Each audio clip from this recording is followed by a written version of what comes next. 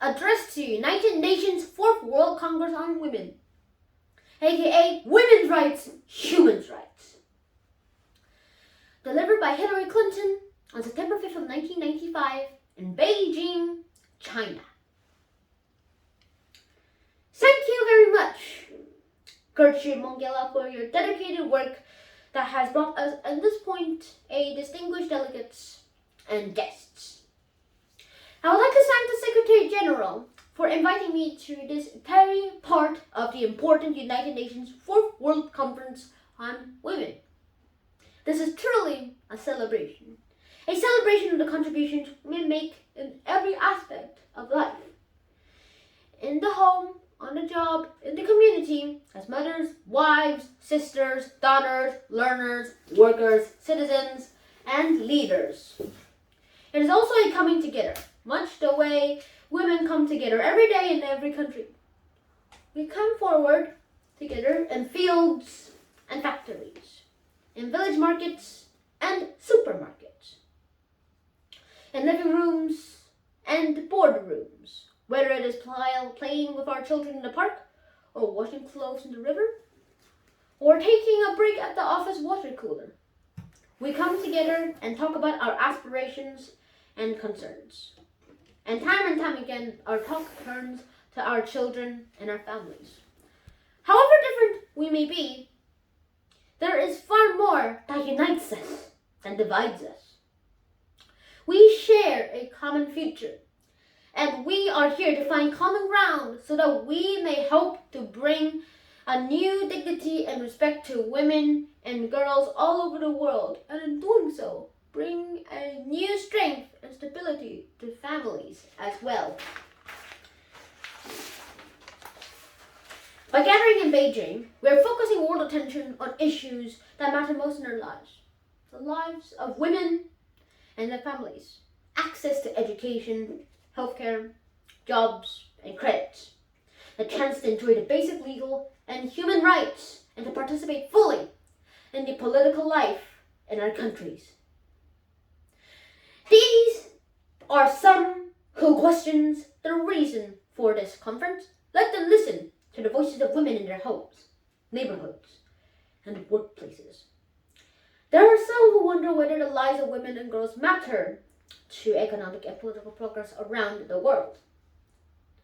Let them look at the women gathered here at Rodham, the homemakers and nurses, the teachers and the lawyers, the police makers, and the women who run their own businesses. It is conferences like this that compel governments and people everywhere to listen, look, and face the world's most pressing problems.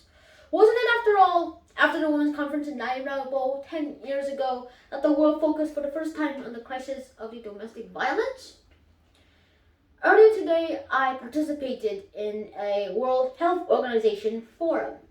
In that forum, we talked about ways that the government officials, NGOs, and individual citizens are working to address the health problems of women and girls.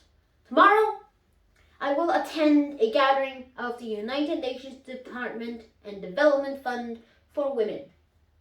There, the discussion will focus on local and highly successful programs that give hard-working women access to credit so they can improve their own lives and the lives of their families. One thing we are learning around the world is that if women are healthy and educated, their families will flourish. If women are free from violence, their families will flourish. If women have a chance to work and earn as full and equal partners in society, their families will flourish. And when families flourish, communities and nations do too.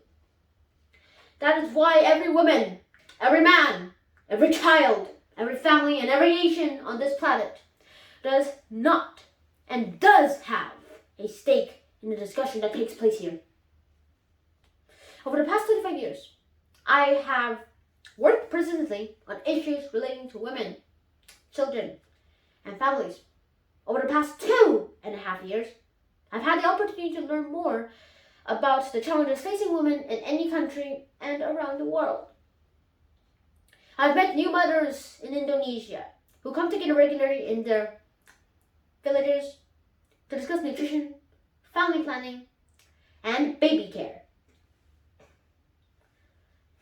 I've met working parents in Denmark who talk about the comfort they feel in knowing that their children can be cared for in safe and nurturing after-school centers.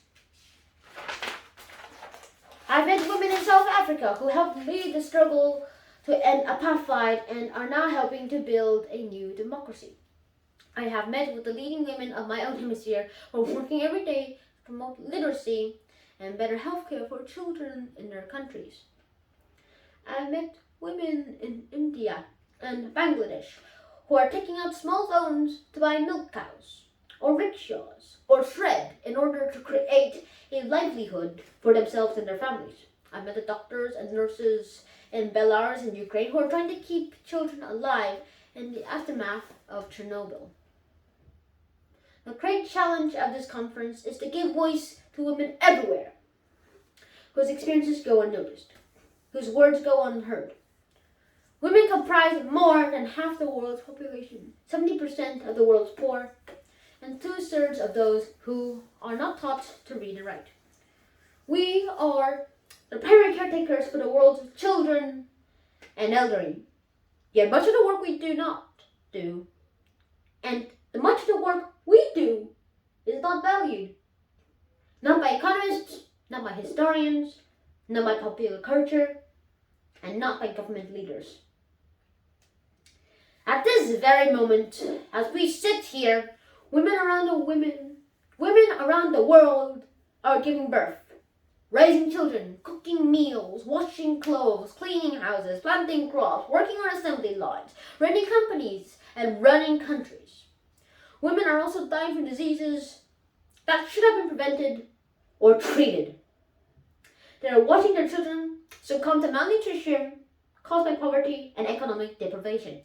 They are being denied the right to go to school by their own fathers and brothers, and they are being forced into prostitution. They are barred from the box and barred from the banks and the lending offices, and of course, banned from the ballot boxes.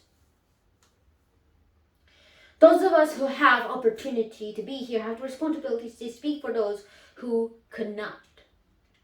As an American, I want to speak for those women in my own country, women who are not living and not raising children on the minimum wage, and people who are raising children on the minimum wage, women who can't afford healthcare or childcare, women whose lives are threatened by violence, including violence in their own homes. I want to speak up for mothers who are fighting for good schools, safe neighborhoods, clean air, and clean airwaves. For older women, mainly widows, who find that after raising their families, their skills and life experiences are not valued in the marketplace. For women who are working all night as nurses, hotel clerks, or fast food chefs, so that they can be at home during the day with their children. And for women everywhere who simply don't have the time to do everything they are called upon to do each and every day. Speaking here today, I speak for them, just as each of us speaks for women around the world who are denied a chance to go to school, to see a doctor, to own property, or to have to say about the direction of their lives, simply because they are women. The truth is that most women around the world work both inside and outside the home, usually by necessity. We need to understand there is no one formula for how women should lead our lives. That is why we must respect the choices that each woman makes for herself and her family. Every woman deserves the chance to realize that her own God-given potential, but we must recognize that women must and will never gain full dignity until their human rights are respected and protected. Our goals for this conference to strengthen families and societies by empowering women to take greater control over their own destinies cannot be fully achieved unless all governments here and around the world accept their full responsibility to protect and promote internationally recognized human rights. The international community has long acknowledged and recently affirmed at Vienna that both women and men are entitled to a range of protections and personal freedom, for the right of their political society and security, and from the right of the personal security to the right and the determination for freely the number and spacing of the children they bear. No one should be forced to remain silent for fear of religious and political persecution, arrest, abuse, or torture. Tragically, women are most often the ones whose human rights are violated. Even now, in the late 20th century, the rape of women continues to be used as an instrument of armed conflict. Women and children make up a large majority of the world's refugees. And when women are excluded from the political process, they become even more vulnerable to abuse. I believe that now, on the eve of a new millennium, it is time to break the silence. It is time for us to say here in Beijing, and for the world to hear, that it is no longer acceptable to discuss women's rights as separate from human rights. These abuses have continued because for too long, history of women has been a history of silence. Even today, there are those who are trying to silence our words. But then the voices of this conference and the women at Huairou must be heard loudly and clearly. It is a violation of human rights when babies are denied food or drowned or suffocated or their spines broken simply because they are born girls. It is a violation of human rights when women and girls are sold into slavery of prostitution for human greed. And the kinds of reasons that are used to justify this practice should no longer be tolerated. It is a violation of human rights when women are doused with gasoline, set on fire, and burned to death because their marriage dowries are too deemed small.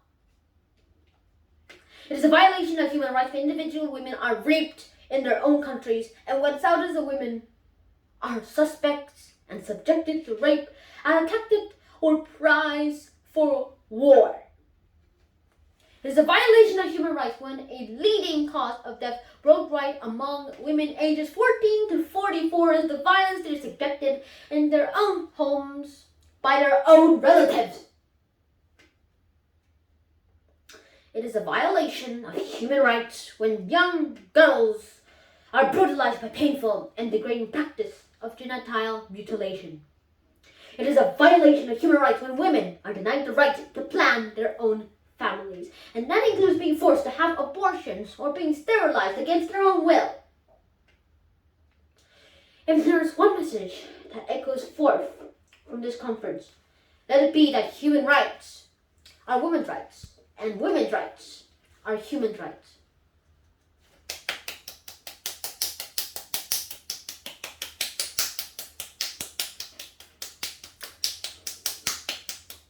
Let us not forget that among those rights are the right to speak freely and the right to be heard.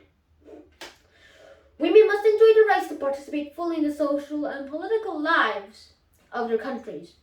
If we want the freedom and democracy to strive and endure, it is indefensible for many women in non-governmental organizations who wish to participate in this conference have not been able to attend or have been prohibited from fully taking part. Let me be clear. Freedom means the right of people to assemble, organize, and debate openly. It means respecting the views of those who may disagree with the views of the government. It means not taking the citizens away from their loved ones and jailing them, mistreating them, or denying them the freedom or dignity because of the peaceful expression of their ideas and opinions. In my country, we recently celebrated the 75th anniversary of the women's suffrage. It took 150 years after the signing of our Declaration of Independence for women to get the right to vote.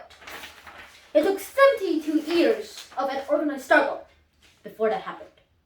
On that part of many courageous women and men, it was one of the America's most divisive philosophical wars. But it was a bloodless war. Suffrage was achieved within a shot being fired. But we have also been reminded on the VJ Day observances this last weekend of the good that comes from men and women joining together to combat the forces of tyranny and to build a better world. We have seen peace prevail in most places for half a century. We have avoided another world war, but we have not solved order and more older, deeply rooted problems that continue to diminish the potential of half the world's population. Now it is time to act on behalf of the women everywhere. If we take bold steps to better the lives of women, we will be taking bold steps to better the lives of children and families. Families rely on mothers, wives for emotional care and support. Families rely on women for labor in their homes. And increasingly everywhere, families rely on women for income needed to raise healthy citizens and care for other relatives. As long as discrimination and inequities remain so commonplace everywhere in the world, as long as girls and women are valued less, fed less, fed last, overworked, underpaid, not schooled, subjected to violence, and in and outside their homes, the potential of the human family to create a peaceful and prosperous world will not be realized. Let this conference be our and the world's call to action. Let us heed that call so we can create a world in which every woman is treated with respect and dignity. Every boy and girl is loved and cared equally, and every family has the hope of a strong and stable future. That is the work before you, and that is the work before all of us who have a vision of the world we want to see. For our children and our grandchildren, the time is now. We must move beyond rhetoric. We must move beyond recognition of problems to working together. That the common effects and efforts to build that common good and common ground we hope to see. God blessing on you, your work, and all who benefit from it. Godspeed, and thank you very much.